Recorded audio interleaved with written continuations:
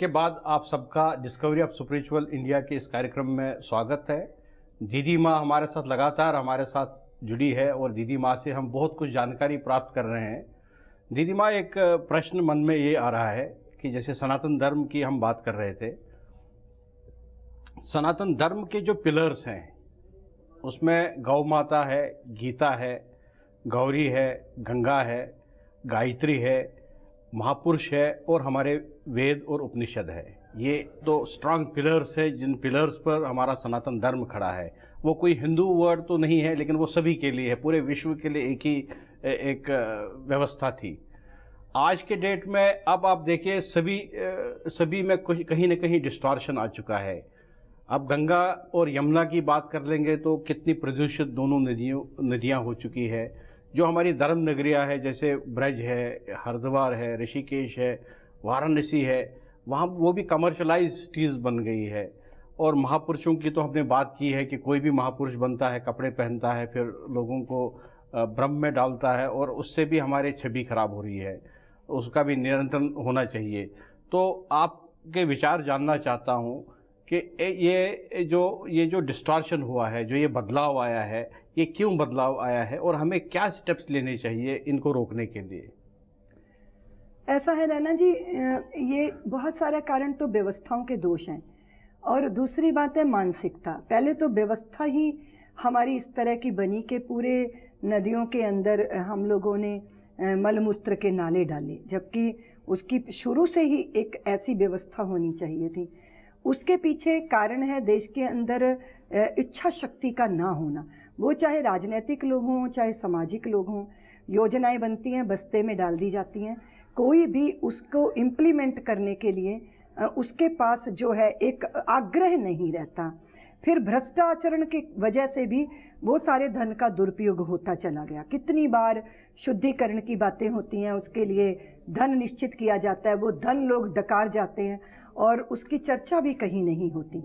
तो ये सारी बातें कारण हैं। दूसरी बात है कि हमारे देश के अंदर हमने अपने बच्चों को बड़ी बड़ी बातें की। हम भगवान की बात करते हैं, परमात्मा की बात करते हैं, लेकिन हमने उसको व्यवहारिक जीवन में कैसे जीना है इसका हमने प्रशिक्षण दिया नहीं दिया। जो एजुकेशन थी वो मौन रही। घर के अंदर वातावरण ऐसा रहा कि लोगों के पास अपने बच्चों के लिए समय नहीं है। और धर्म ने जो हमें दृष्टि दी थी उसका तो जिक्र एजुकेशन में है ही नहीं है कि आपने कैसे भोजन करना है, कैसे हाथ धोने हैं, कैसे अपने किस तरह बैठना है, कैसे आपने व्यवहार करना है, किस तरह आपने स्वयं का काम करना है और किस तरह आपने देश को प्रेम करना है। अभी आप देखिए कि लोग आरती करते हैं गंगा जी के किनारे, कितनी श्रद्धा भक्ति से वो सब कुछ करते हैं, भंडारा करते हैं, लेकिन जहाँ भंडारा हो जाता है, आरती हो जाती है, जहाँ एक समूह इकट्ठा होकर विदा हो जाता है, उसके बाद का आप दृश्य देखिए, आपके मन में वितृष्णा पैदा हो जाएगी। आप सोचेंगे ये भक्तों का समूह था या अराजक भीड़ थी, जिनको ये नहीं पता कि जिनके प्रति आप श्रद्धा व्यक्त कर रहे हो उन्हीं के किनारे तटों पर और उनके जल पर आप प्रदूषण छोड़ रहे हो। अब आप देखिए जी, 2 साल का बच्चा, 1 साल का बच्चा माँ की गोद में मलमूत्र का त्याग करे तो समझ में आता है, लेकिन 14 वर्ष का बच्चा अपनी माँ की गोद में बैठ के अगर मलमूत्र का त्याग करे तो लोग कहेंगे इसे मानसिक रोग है, इसका इलाज कराना चाहिए। तो क्या हमारे पूरे समाज को इस इलाज की जरूरत नहीं है? जो अपनी धरती को, अपनी मंदिरों को, आप देखो भगवान के दर्शन करने जा रहे हैं, आप एक भीड़ नहीं हो, आप भक्त हो। सामने वाले को दर्शन करने दो, धैर्य नहीं है, उसको धक्का मारेंगे, उसकी छाती पे चढ़ जाएंगे। पता नहीं कौन सी भगवान की कृपा पाना चाहता है वो व्यक्ति जिसको इतनी संवेदना नहीं है कि मैं जीवंत लोगों के साथ कैसा व्यवहार कर रहा हूँ।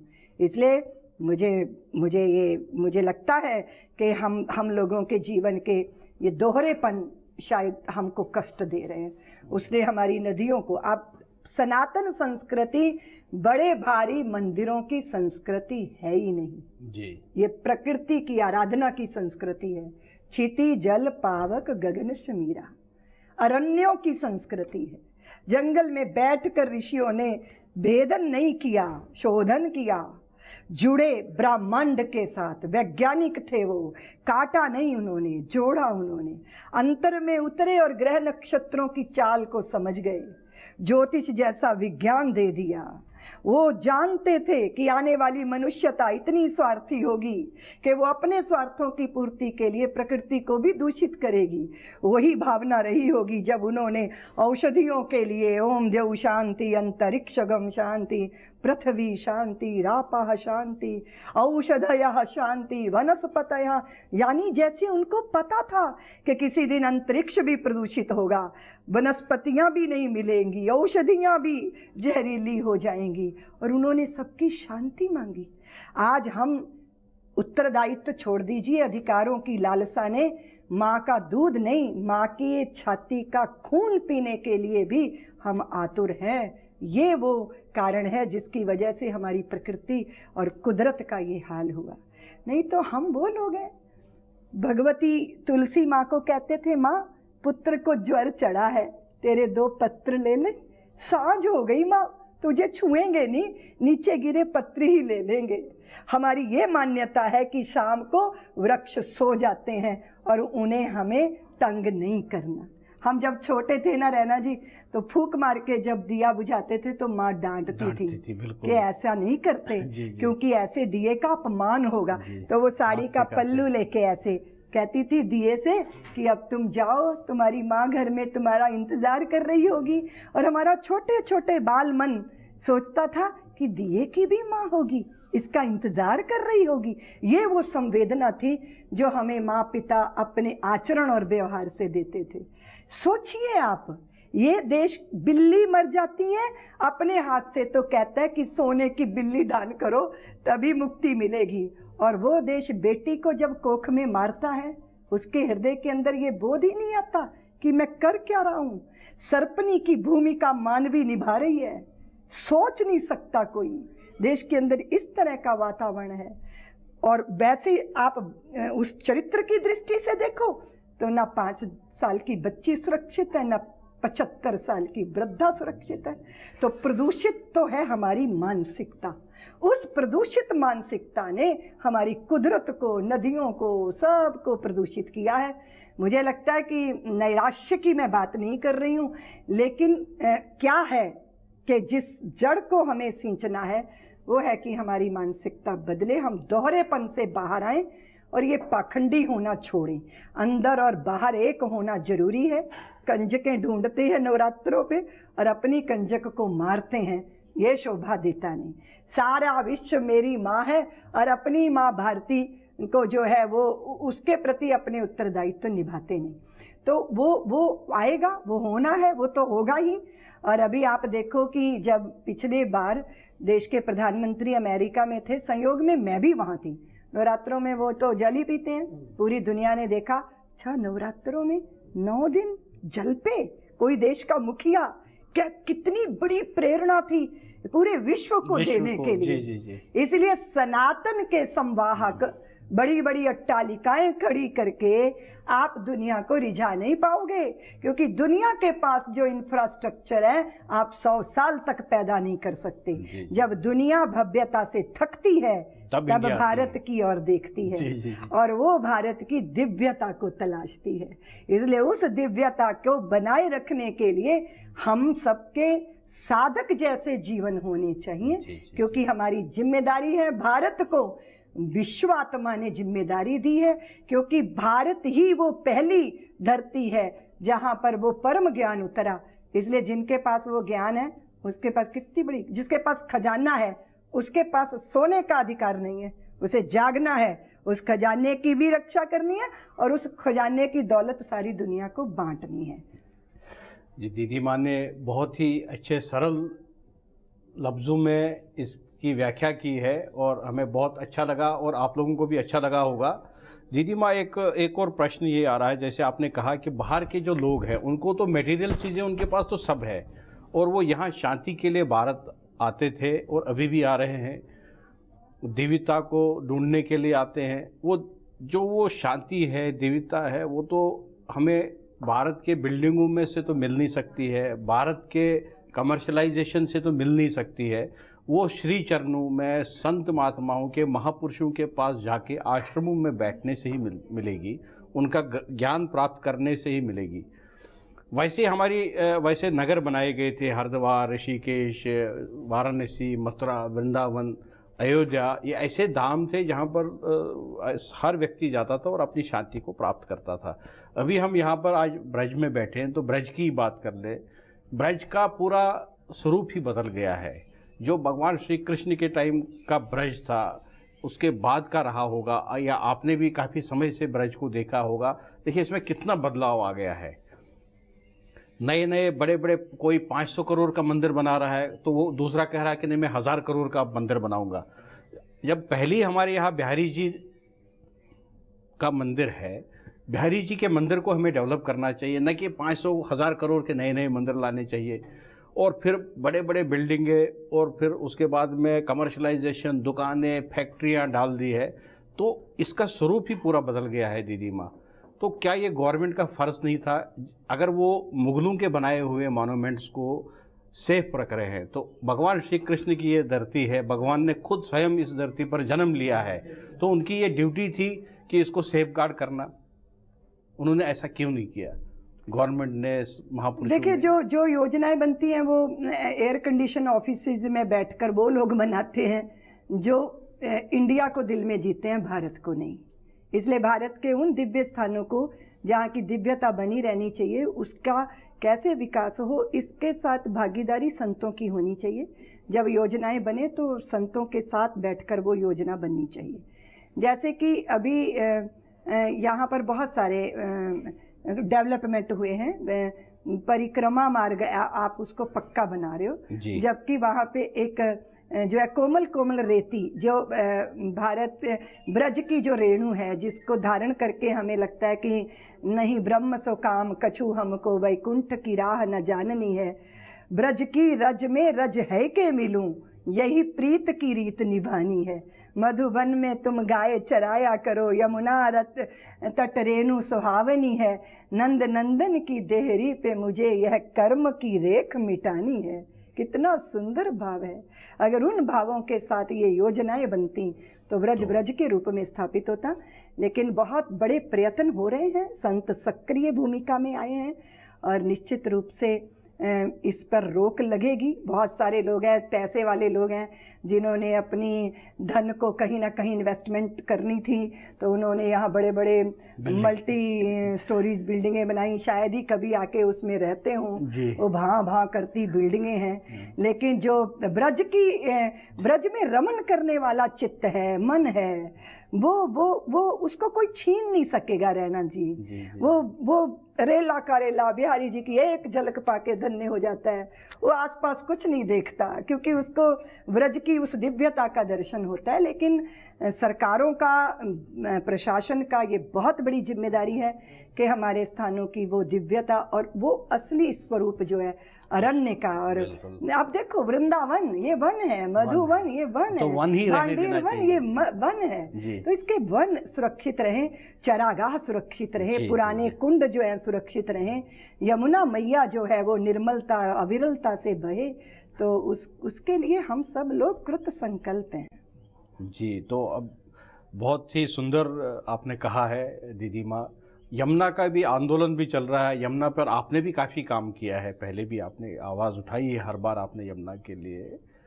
तो यमुना को, अब आप यमुना को स्वच्छ बनाने के लिए हमें क्या योजना बनानी चाहिए, किस तरीके से हमें योजना बनानी चाहिए कि वो प्रैक्टिकल हो, सिर्फ बातें न रह जाए? क्योंकि इनका तो ये तो बना रहे हैं बड़े बड़े प्रोजेक्ट्स, मिनिस्ट्री भी अलग बनाई है, मिनिस्ट्री में एक वाटर रिसोर्सेज और रिवर रिजर्वेशन की एक अलग से मंत्री बनाया है, लेकिन अभी तक वो सामने दिखा नहीं। ना तो वो हरिद्वार में दिख रहा है, ना वो वाराणसी में दिखा है, ना वो यहाँ दिखा है। तो आप, अगर आपको ये प्लान बनाना हो, ब्रज को ब्रज का ओरिजिनल शेप देना हो, जिसमें यमुना हो, यहाँ पर गिरिराज जी हो, जहाँ पर बिहारी जी का मंदिर हो, तो किस तरीके से आप क्या कल्पना कर रहे हैं और कैसा आपका वो डिज़ाइन होगा? ऐसा है कि सबसे पहले तो जो दिल्ली, देखिए हम तो यमुना जी में यमुना के जल का आचमन नहीं करते, हम तो दिल्ली वालों के मलमूत्र का जो ट्रीट करके भेजा जा रहा है यहाँ, वो भी ट्रीट करके नहीं भेजा जा रहा। हाँ, सोचिए जरा, भगवान का स्नान कौन से जल से हो रहा है। वहीं पर जो है पशुओं की, मृत पशुओं की लाशें बहती हैं हमारी यमुना से, सारे कछुए गायब हो गए, मछलियाँ गायब हो गई, इतना जहरीला जल है। तो सबसे पहली बात तो यह है कि मैं कोई योजना कैसे बनाऊंगी। मैं तो कोशिश कर रही हूँ कि इन्होंने जो सबसे पहले योजनाएं बनाई हैं कि 18 वो नाले जो ये यमुना जी में डालते हैं, एक पैरेलल नाला बनाएं और उसके अंदर वो सारा पानी मलमूत्र जाए और वो फिर ट्रीट होके सिंचाई के लिए जाए। और जो 5 राज्यों के अंदर ये हथनी कुंड पर इन्होंने यमुना जी को रोक दिया और पूरी भगवती को हत्या करने जैसी स्थिति है, जैसे कोई पेट में भ्रूण हत्या करता है और कोई युवा बेटी की हत्या करता है, ऐसी स्थिति है। ये बिल्कुल वैसी दशा है रैना जी कि मैं पिता हूँ आपका, आप 4 भाई हो और मैंने आप चारों को 200 गज जमीन बांट दी और आप चारों ने मुझे निकाल दिया बाहर और हम ठंड में मर रहे हैं आपके पिताजी, और आपसे कह रहे हैं कि 200 गज में सिर्फ 10-10 गज मुझे दे दो ताकि मैं जीवित बचूं।